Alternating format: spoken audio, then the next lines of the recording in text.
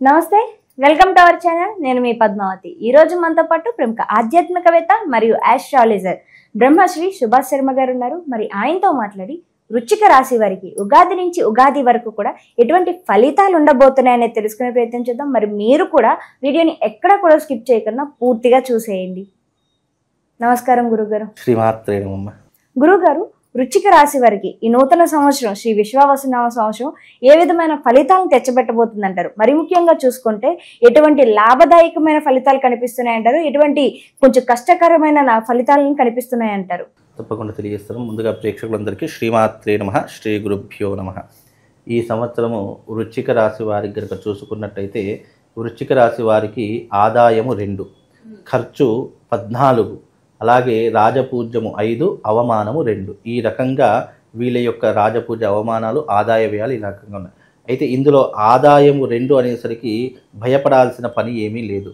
ఎందుకంటే ఆదాయం తక్కువ ఉంది, ఖర్చు ఎక్కువ ఉంది అని అంటే, ఖర్చు ఎప్పుడైనా ఎక్కువ ఉంటే ఏమవుతుంది అంటే వాళ్లకు అదృష్టాన్ని కలిగించేటటువంటి సూచనలు ఎక్కువగా చేస్తారు. అంటే ఆస్తులు కొనుగోలు చేయడం కానీ, బంగారం కొనుగోలు చేయడం కానీ, ఇల్లు లేనటువంటి వాళ్ళు ఇల్లు కొనుగోలు చేయడం కానీ ఇలాంటివి చేస్తారు. చాలామంది ఏమంటారంటే అబ్బా సంపాదించేది 2 రూపాయలు ఉంది, ఖర్చు ఏమో 14 రూపాయలు ఉంది, ఎలా అని చెప్పి చాలామంది భయపడుతూ ఉంటారు.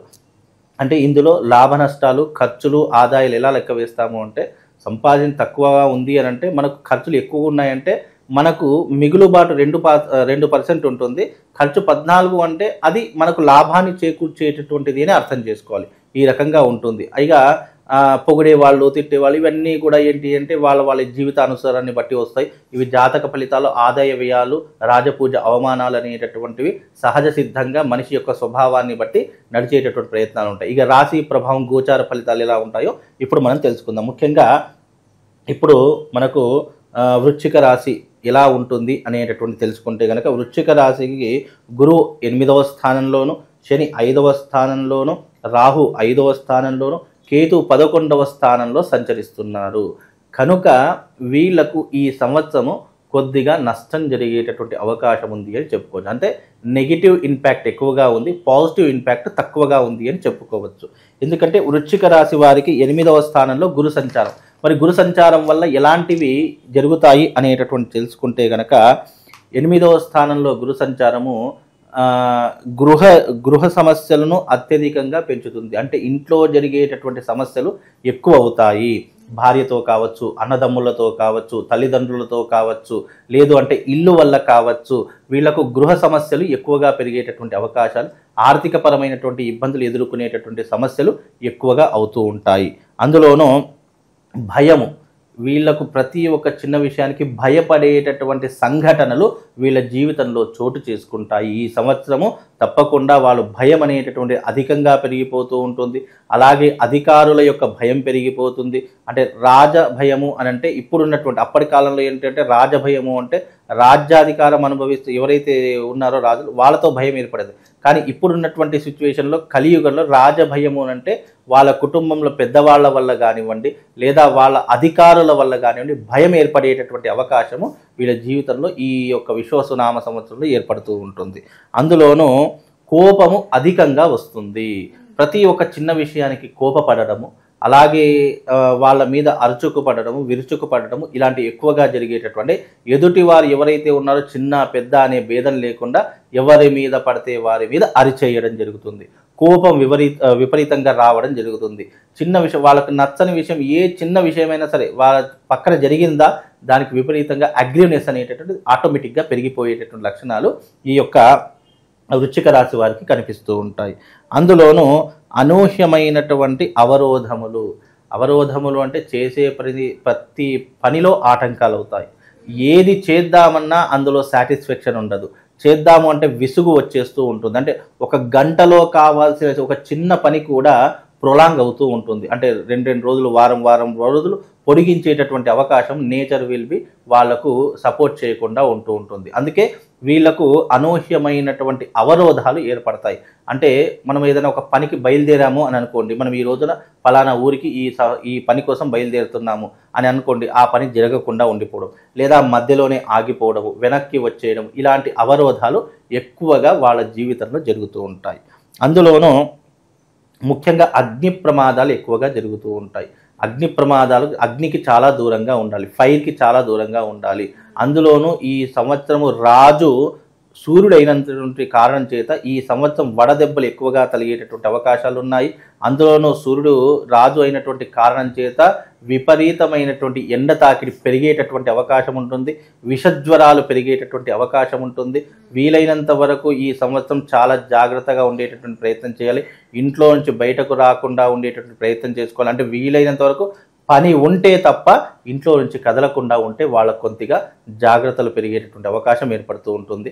అగ్ని భయము అంటే అర్థం ఏంటి అంటే కనుక వాహన ప్రమాదాలు జరగడం కానివ్వండి, అగ్నికి సంబంధించినటువంటి ఇబ్బందులు జరగడం, ఫైర్ యాక్సిడెంట్ జరగడం కానీ, లేదా ఎండ తాకిడికి వాళ్ళ జీవితంలో వడదెబ్బలు తాగడము, లేదా ఆరోగ్య భంగం ఏర్పడము, ఇలాంటివి ఎక్కువగా జరిగేటటువంటి అవకాశం ఏర్పడేటటువంటి అవకాశము వీళ్ళ జీవితంలో ఏర్పడుతూ ఉంటుంది. అందులోనూ ఇక చోర భయము. చోర భయము అంటే వీళ్ళకి ఏంటి అంటే భయము విపరీతంగా పెరిగిపోతుంది. ఇక్కడ డబ్బు పెడతాము అంటే ఏదైనా డబ్బులు సమకూర్చుకుందాం అనుకుంటే ఎవరైనా ఎత్తుకుపోతారేమో, లేదా ఎవరైనా అపహరిస్తారేమో, లేదా ఎవరికైనా దానం చేయవలసిన పరిస్థితి ఏర్పడుతుందేమో అనేటటువంటి భయాందోళన పెరిగిపోతూ ఉంటాయి. అందుకే వీళ్ళకు చోర భయము ఎక్కువగా జరిగేటటువంటి అవకాశం ఉంటుంది. ఇంట్లో దొంగతనాలు కూడా జరిగేటటువంటి అవకాశం ఉంటుంది. కాబట్టి మీరు బయటకు వెళ్ళేటప్పుడు కానివ్వండి, మీ ఇంట్లో డబ్బు నగలు పెట్టేటటువంటి పరిస్థితుల్లో చాలా జాగ్రత్తగా వ్యవహరించుకునేటటువంటి ప్రయత్నం చేస్తే వీళ్ళకు కొన్ని రకాలైనటువంటి ఇబ్బందులు తొలగిపోయే అవకాశం ఉంటుంది. గోచార ఫలితాల్లో చెప్పినటువంటి ఏవైతే ఉన్నాయో తమ రాశి నుంచి లెక్క పెట్టుకుంటే అష్టమ స్థానంలో గురు సంచారం చేస్తున్నాడు కాబట్టి ఈ వృశ్చిక రాశి వారికి ఈ రకమైనటువంటి గురువు యొక్క ఫలితాలు ఉంటాయి. ఇక 5వ స్థానంలో శని సంచారం. 5వ స్థానం పంచమంలో శని సంచారం వల్ల ఏం జరుగుతుందయ్యా అని అంటే గనక 5వ స్థానంలో శని సంచారం వల్ల అనూహ్యమైనటువంటి నష్టాలు. అంటే ఇప్పుడు మనం చాలా హ్యాపీగా ఉన్నాం. హ్యాపీగా ఉన్నటువంటి సందర్భంలో తెలియకుండా అనూహ్యమైనటువంటి వార్తలు మన చెవిన పడడం, అంటే బంధువులకు యాక్సిడెంట్లు కావడం, బంధువులు మరణించడము, లేదా డబ్బుని పోగొట్టుకోవడము, లేదా పోలీస్ స్టేషన్ వ్యవహారాదుల్లో ఇబ్బందులు ఏర్పడడం, ఇలాంటివి జరిగేటటువంటి అవకాశాలు ఏర్పడుతూ ఉంటాయి. అలాగే తగాదాలు ఏర్పడుతూ ఉంటాయి. అలాగే స్త్రీలతో ఎక్కువగా సాన్నిహిత్యం పెట్టుకునేటటువంటి అవకాశాలు ఏర్పడతాయి. పరస్త్రీ వ్యామోహంలో పడిపోయేటటువంటి అవకాశాలు ఉంటాయి. దానివల్ల కుటుంబంలో ఇబ్బందులు ఏర్పడుతూ ఉంటాయి. అలాగే మనశ్శాంతి కొరవైపోతూ ఉంటుంది. వీలైనంత వరకు వీళ్ళకి ఏంటంటే శ్రమ ఎక్కువగా పడేటటువంటి అవకాశం ఉంటుంది. ఈ రకమైనటువంటి ఫలితాలు వృశ్చిక రాశి వారి యొక్క జాతకంలో కనిపిస్తున్నాయి. అందులోనూ రాహు కూడా 5వ స్థానంలో ఉన్నాడు కాబట్టి ఇలాంటి పరిహారాలే ఉంటాయి. చెడుకు ఎక్కువగా బానిస అయ్యేటటువంటి అవకాశం ఉంటుంది. అలాగే స్త్రీ యొక్క వ్యామోహంలో ఎక్కువగా పడిపోయి డబ్బులు విపరీతంగా ఖర్చు చేసేటటువంటి అవకాశం ఉంటుంది. కేతువు 11వ స్థానంలో సంచరిస్తున్నాడు కాబట్టి వీళ్ళకు కొద్దిగా దైవిక భక్తి పెరిగేటటువంటి అవకాశం ఏర్పడుతుంది. కేతువు యొక్క అనుగ్రహం వల్ల దైవిక భక్తి పెరుగుతుంది. అందులోనూ రాహు, శని, అలాగే గురు, ఈ 3 గ్రహాల యొక్క అనుకూలత లేదు కాబట్టి ఈ సంవత్సరం వృశ్చిక రాశి వారికి కొద్దిగా నష్టము, కష్టము, బాధ అని చెప్పుకోవచ్చమ్మా. అయితే గురువు గారు, వృశ్చిక రాశి వారికి కొద్దిగా ఆరోగ్య పరంలో కావచ్చు, లేకుంటే ఆర్థిక పరంగా కావచ్చు, కొద్దిగా కష్టాలు అయితే కనిపిస్తున్నాయి కాబట్టి ఎటువంటి పరిహారాలు చేసుకోవాలంటారు ఈ సంవత్సరం అంతా కూడా? ఈ సంవత్సరం అంతా కూడా ఈ కష్టాలను అధిగమించాలి, దీని నుంచి బయటపడాలి అంటే రాబోయేటటువంటి 29వ తారీఖు రోజున వీళ్ళు అరిష్ట నివారణ తంత్ర యాగం చేయించుకోవాలి. అంటే అరిష్టాలంటే మనకు రాబోయేటటువంటి ఇబ్బందులు ఏవైతే ఉన్నాయో, అనూహ్యంగా వచ్చేటటువంటి ఇబ్బందులు ఏవైతే ఉన్నాయో, మానసికంగా, శారీరకంగా, వైవాహిక జీవిత పరంగా వాళ్ళు ఈ కష్టాలన్నీ కూడా అధిగమించాలి అనుకుంటే అరిష్ట నివారణ తంత్రయాగం జరుగుతుంది. కాబట్టి ఆ అరిష్ట నివారణ తంత్రయాగంలో పాల్గొంటే ఈ సంవత్సరము వాళ్లకు కొంతవరకు ఉపశమనం కలిగేటటువంటి అవకాశం ఏర్పడుతుంది. ఇది బాసర క్షేత్రం నందు మా పీఠం ఆధ్వర్యంలో తప్పకుండా చేయిస్తాము. ఎందుకంటే ఇది గ్రహణ కాలంలో జరుగుతుంది, షష్టగ్రహ కూటమి కూడా ఏర్పడుతుంది. కాబట్టి ఈ సంవత్సరము వృశ్చిక రాశి వారికి కొద్దిగా ఇబ్బందులు జరిగేటటువంటి అవకాశం ఏర్పడుతుంది. కాబట్టి దాన్ని అధిగమించాలంటే తప్పకుండా రండి, అరిష్ట నివారణ తంత్ర యాగం చేయించుకుంటే ఈ సంవత్సర కాలం కొంతవరకు ఉపశమనం కలుగుతుందమ్మా. ఇక ప్రతి ఒక్క రాశి వాళ్ళు, ఈ రాశి వాళ్ళు ఎవరైతే ఉన్నారో తప్పకుండా ఈ సంవత్సరము షష్టగ్రహ కూటమి ప్రతి ఒక్క రాశుల మీద ప్రభావం చూపించేటటువంటి అవకాశం ఏర్పడుతుంది. కనుక ఈ సంవత్సరము గోదావరి క్షేత్రమునందు, బాసర జ్ఞాన సరస్వతి దేవస్థానమునందు, గంగా తీరమునందు అరిష్ట నివారణ తంత్రయాగం చేయిస్తున్నాము. 12 రాశుల ప్రతి ఒక్కరూ కూడా ఈ యొక్క యాగంలో పాల్గొనాలి. రాబోయేటటువంటి షష్టగ్రహ కూటమి కొన్ని గ్రహాలకు, అలాగే గ్రహాలలో జరిగేటటువంటి వింతలకు, అలాగే మార్పులకు, ప్లానెటరీ పొజిషన్లో జరిగేటటువంటి కొన్ని గ్రహ సంచారముల యొక్క మార్పు ప్రతి ఒక్క రాశి దాని మీద ప్రభావం చూయించేటటువంటి అవకాశం ఏర్పడుతుంది. కనుక ప్రతి ఒక్కరికి కూడా ఈ సంవత్సరం విశ్వవసునామ సంవత్సరము ఆనందంగా ఉండాలనుకున్నా, అలాగే చేసే వృత్తి వ్యాపారాదుల్లో లాభం చేకూరాలనుకున్నా ఈ సంవత్సరం జరిగేటటువంటి ఈ యొక్క అరిష్ట నివారణ తంత్ర యాగంలో పాల్గొనండి. ఈ యాగము తేదీ 29వ తారీఖు రోజున ఉదయం 10 గంటలకు బాసర క్షేత్రం నందు, గోదావరి క్షేత్రం నందు ఈ యాగము సామూహికంగా నిర్వహిస్తున్నాము.